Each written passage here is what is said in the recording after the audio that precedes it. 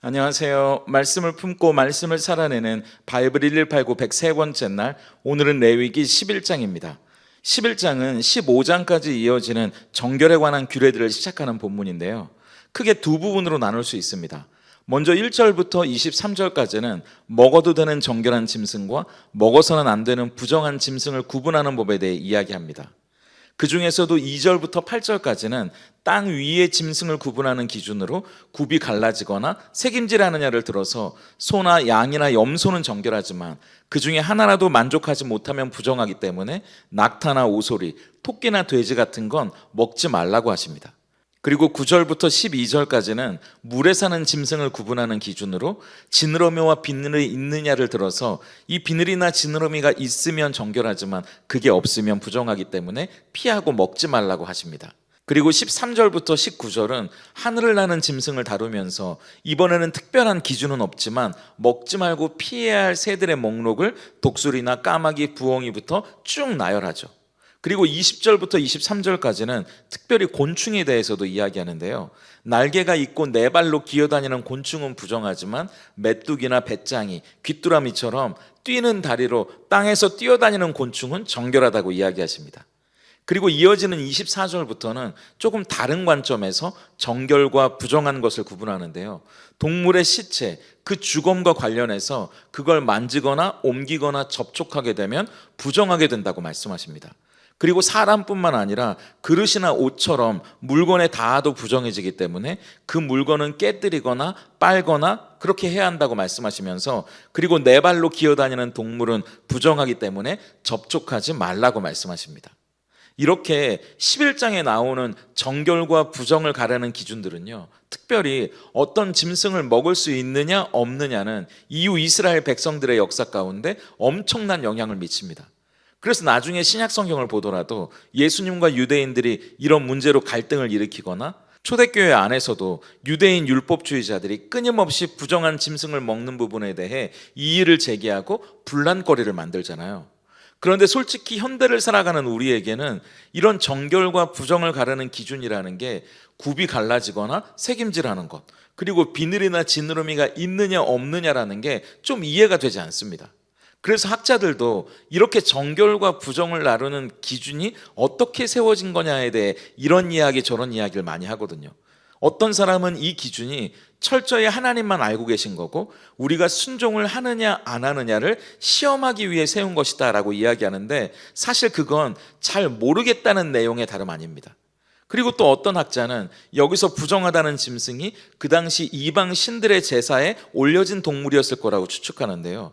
그렇다면 그 당시 이방 신들의 제사에 많이 올려졌던 소나 양 같은 동물들은 왜 정결했는지 설명을 하지 못하게 되죠. 그리고 또 어떤 사람들은 아마 정결한 동물과 부정한 동물을 가르는 기준이 위생적으로 더 깨끗했거나 아니면 사람들에게 해가 되기 때문이 아니었을까 추측하는데요. 그렇다면 나중에 초대교회 때 하나님께서 부정한 짐승이란 없다고 선언했을 때, 그럼 갑자기 수천 년 만에 하나님이 이 위생적인 문제를 해결했다는 말이 되니까 이것도 좀 설명하기 어렵습니다. 그리고 마지막은 이 정결과 부정을 가르는 기준이 어떤 의미를 담은 상징이라고 보는 견해입니다. 그래서 하나님이 정결한 짐승과 부정한 짐승이 있다는 구분, 그리고 우리는 정결한 짐승만을 먹어야 한다는 법을 시청각 자료처럼 활용하셔서 이스라엘 백성은 세상과는 구별된 뭔가 다른 삶을 살아가야 한다는 걸 가르쳐주고 싶으셨다는 거죠.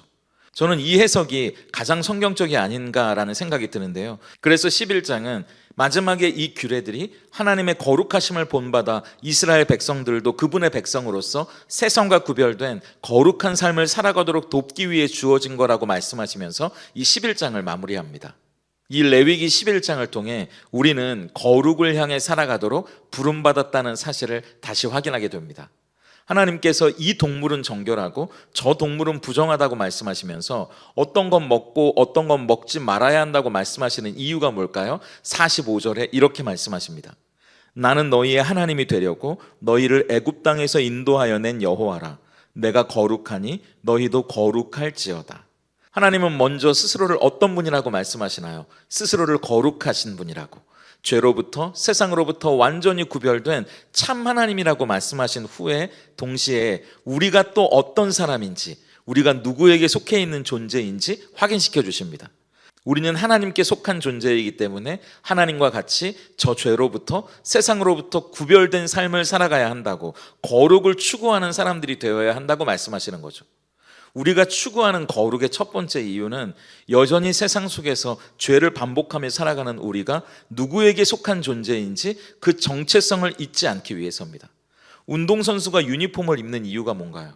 자기가 속한 팀의 유니폼을 입으면 다른 팀과 구별되기 때문이잖아요. 하나님은 이스라엘 백성을 애굽으로부터 인도해 내셔서 세상의 우상과 부도덕한 문화로부터 구별되어 하나님께 속한 우리가 세상과 다른 삶을 살아가기 원하셨다는 겁니다. 우리도 왜 밥상머리 교육이 중요하다고 말하지 않습니까? 하루 3번 아침, 점심, 저녁 밥을 먹기 위해 모여있는 그 자리에서 교육하는 시간이 참 중요하다고요. 그러니까 매일 밥을 먹을 때마다, 밥상에 앉을 때마다 우리가 하나님께 속한 백성이라는 사실을 기억하는 겁니다. 우리는 세상 문화를 따르고 세상과 똑같이 살아가는 사람들이 아니라 하나님이 보여주신 삶의 방향을 따르는 사람들이라는 걸 밥을 먹을 때마다 기억하고 확인하는 거죠. 나이 든 어른들뿐만 아니라 자라나는 아이들도 물어보지 않았을까요? 아빠, 엄마, 왜 저건 먹으면 안 돼요? 그러면 답은 하나였습니다. 하나님이 그건 먹으면 안 된다고 했어. 그러면 또 아이가 물어보죠. 누구네는 그거 먹던데요? 걔네는 그럴 수 있지. 그런데 우리는 하나님의 말씀을 따라 사는 사람들이기 때문에 하나님이 먹지 말라고 한 건 먹지 않는 거야. 자연스럽게 우리를 세상과 구별하시는 하나님을 기억하고 그분의 뜻에 순종하는 훈련을 하게 되는 거죠. 그래서 케빈 드 영이라는 목사님은 본인의 책에서 이렇게 이야기합니다. 거룩함은 선택이 아니라 신자의 정체성이다. 그렇기 때문에 하나님의 백성은 세상과 다르게 살아야 한다라고요. 그리고 우리가 거룩을 추구하는 두 번째 이유는 우리의 삶을 통해 하나님을 보여주기 위해서입니다. 많은 학자들은 이렇게 이야기합니다. 레위기 11장에서 하나님이 정결한 동물과 그렇지 못한 구분을 땅 위의 동물, 바닷속의 동물, 저 하늘의 동물뿐만 아니라 곤충까지 포함하잖아요. 그건 하나님의 주권이 우리의 삶의 모든 영역에 미친다는 걸 강조하는 거라고요. 그렇기 때문에 거룩함을 먹을 수 있는 것과 먹을 수 없는 음식에 대한 규례로 가르치시는 건 단지 우리가 예배당 안에서만 성경책을 들고 모이는 것으로 우리가 교회 다니는 사람이라는 걸, 우리의 거룩을 나타내는 것이 아니라 부엌과 식탁에서까지 우리는 세상과 다른 사람으로 살아가야 한다는 걸 말씀하시는 거라고요. 그리고 11장의 절반은 죽은 동물을 만지는 것, 그 죽음과 접촉하면 부정하게 된다는 이야기를 길게 설명하시잖아요. 그건 우리가 하나님의 백성으로 살아가는 것이 먹고 마시고 보고 만지는 모든 일상적인 우리의 행동 가운데에서도 거룩함이, 뭔가 다른 삶의 모습이 나타나야 한다고 말씀하시는 거라고요. 제가 한동안 교회 장소를 얻기 위해 이곳 저곳의 부동산 공인중개사분들을 만나고 함께 다녔는데요. 하루는 제 뜻대로 잘 안 되니까 저도 모르게 한숨이 나오는 겁니다. 그러면서 참 어렵네요. 저도 모르게 한마디가 툭 나오더라고요. 그런데 저와 함께 있던 공인중개사 그분이 교회 다니는 분도 아닌데, 목사님, 하나님이 좋은 대로 인도해 주실 거예요. 그렇게 말씀하시는 거예요. 제가 그때 정신이 번쩍 나더라고요. 창피한 이야기를 여러분께 드리는 겁니다. 그 순간 저는 제가 목사인 걸, 아니 하나님을 믿는 사람이라는 걸 깜빡하고 있더라고요. 그냥 제가 가진 한계, 뭔가 제 뜻대로 잘 풀려가지 않는 답답함에 그저 제가 갇혀 있을 뿐이었습니다. 그래서 저도 모르게 한숨을 쉬고 낙심해 있었던 거죠.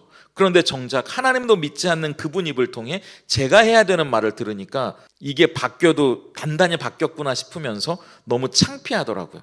제가 목사로서, 아니 하나님의 사람으로 나타내야 할 거룩은 양복을 입고 성경책을 옆에 끼고 늘 엄숙한 얼굴로 좋은 이야기를 설교하는 것이 아니라 제가 누구에게 속한 사람인지, 그래서 제 삶이 어디를 향하고 무엇을 위해 살아가는 삶인지를 저의 일상의 삶 속에 저의 말과 행동을 통해 보여줘야 되겠구나. 그게 진짜 거룩이구나. 그런 생각이 드는 겁니다.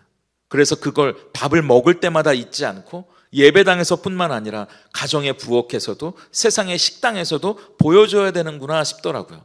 그래서 하나님이 어떤 분인지 모르는 세상을 향해 세상과 다르게 살아가는 우리의 삶을 통해, 우리의 모습을 통해 하나님이 어떤 분인지 보여줘야 되는 것, 그게 바로 우리의 거룩이구나 싶었습니다.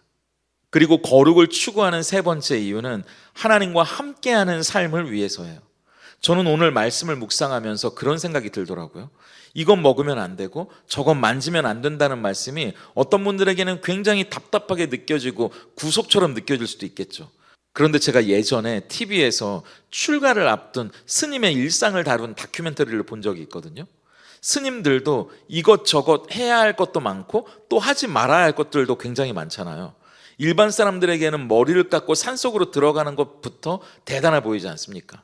근데 PD가 이분에게 이렇게 물어보는 거예요. 이제 고기도 못 드시고 이것도 못하고 저것도 못할 텐데 출가하는 게 후회되지 않느냐고요. 그때 그분의 대답을 저는 아직도 잊지 못합니다. 아니요, 저는 더 큰 행복을 위해 가는 겁니다. 제가 그 다큐멘터리를 봤을 때는 제가 예수님을 믿지 않았을 때였거든요. 그런데 저에게 그 한마디가 굉장히 충격이었습니다. 목사가 되고 난 뒤에도 오히려 그분의 말이 저에게 더 큰 도전으로 다가오는 거예요. 그분은 진리를 향해 가는 수행이라고 생각하고 그 삶이 행복하다고 말하잖아요. 보일 듯 말 듯, 잡힐 듯 말 듯한 그런 진리를 향해 가는 사람도 그게 기쁘다고 말하는데, 여러분 생각해 보세요. 우리가 정결하고 부정한 것을 나누고 이건 먹지 않고 저건 만지지 않는 이유가 뭔가요?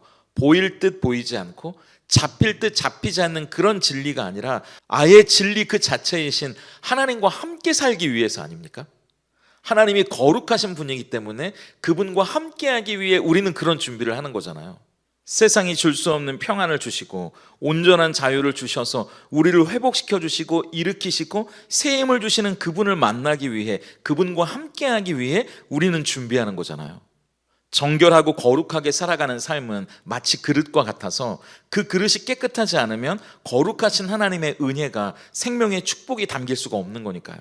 그러니까 우리는 거룩하신 하나님과 함께하기 위해, 그분 안에 살아가기 위해, 그분과 동행하기 위해 거룩함을 추구하는 겁니다. 그런데 지금은 레위기 11장의 음식 규례를 통해서 우리가 거룩해지는 것은 아니에요. 어떤 음식을 먹느냐 먹지 않느냐가 아니라 뭘 만지느냐 만지지 않느냐가 아니고요. 사실은 아무리 그런 규례를 지켜도 거룩해질 수 없는 우리를 위해 예수님이 이 땅에 오셨고 십자가에서 죽으셨잖아요. 히브리서 10장 10절을 보세요. 이 뜻을 따라 예수 그리스도의 몸을 단번에 들이심으로 말미암아 우리가 거룩함을 얻었노라. 예수님이 십자가에서 우리를 거룩하게 해주셨기 때문에 이제 레위기 11장의 이 규례 안에서가 아니라 예수님의 십자가 안에서 거룩해진 우리가 그 복음, 그 은혜 안에서 하나님과 함께 살아갈 수 있게 된 겁니다. 그러니까 뭘 먹느냐 먹지 않느냐, 뭘 만지느냐 만지지 않느냐가 아니라 우리 주님의 십자가 그 은혜 안에 있으면 거룩하신 하나님과 함께 할 수 있는 거예요. 그 하나님 안에서 즐거워하고 기뻐할 수 있는 겁니다. 레위기 11장의 규례들이 온전히 우리 주님의 십자가 안에서 완벽하게 이루어졌기 때문이죠. 로마서 5장 11절을 보세요. 그뿐 아니라 이제 우리로 화목하게 하신 우리 주 예수 그리스도로 말미암아 하나님 안에서 또한 즐거워하느니라. 그렇기 때문에 예수님의 십자가, 그 은혜 안에 있는 사람에게 이 거룩은 우리를 옥죄는 의무가 아닙니다. 오히려 하나님 안에서 기뻐하고 즐거워할 수 있는 비결이 되는 거죠. 그 거룩은 예수님이 이미 우리를 위해 십자가에서 이루어 놓으신 사건이기 때문이에요. 그래서 예수님 안에서 우리는 거룩한 자로 거룩하신 하나님과 함께 살아갈 수 있습니다. 그래서 우리가 예수님의 십자가 그 은혜 안에 있으면 이 거룩이 우리가 지키지 못하는 죄책감으로 다가오는 것이 아니라 예수님이 이루어 놓으신 감사함으로 받아들일 수 있습니다. 오늘 이 레위기 11장의 은혜를 우리 주님의 십자가 안에서, 그 은혜 안에서 충분히 누리시는 저와 여러분의 하루가 될 수 있기를 축복합니다. 오늘 바이블 1189 적용입니다. 첫째, 여러분의 식탁을 거룩의 장소로 삼아보세요. 더 이상 음식이 우리의 거룩의 표지는 아니지만 오늘만큼은 우리가 먹고 마시는 모든 것이 하나님의 은혜임을 기억해 보시면 어떨까요? 그 식탁에서 내가 하나님의 자녀라는 정체성을 한번 기억하고 다짐해 보세요. 그리고 그 식탁에서 함께 식사하는 사람들과 믿음으로 살아가기를 격려해 보시면 좋겠습니다. 그리고 자녀들에게는 우리가 하나님의 말씀을 따라 사는 사람이라고 그 식탁에서 가르쳐 보시면 좋겠습니다. 둘째, 경건의 시간을 특권으로 누려보시는 겁니다. 성경 읽기, 기도, 예배, 그런 신앙생활을 해야만 하는 부담스러운 짐이 아니라 오히려 하나님 안에 살아가는 행복한 삶이라고 생각해 보시면 어떨까요?